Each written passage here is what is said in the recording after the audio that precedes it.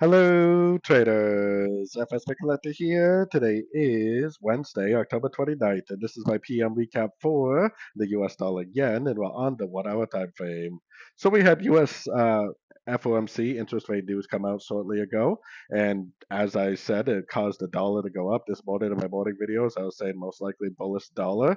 Now, I am a little bit cautious about it continuing to be bullish, even though the daily is definitely in an uptrend and odds are that it could possibly just pull back and keep on making higher highs, higher lows.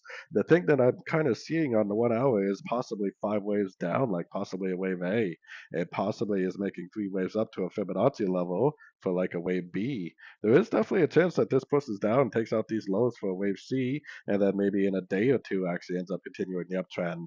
I would be a little bit cautious with this analysis because the daily trend is for sure up and it may just keep going up.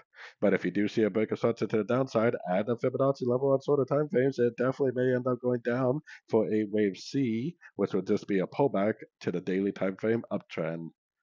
So anyways, don't forget to check out my website linked over here in the corner. And as always, thank you for watching and happy trading.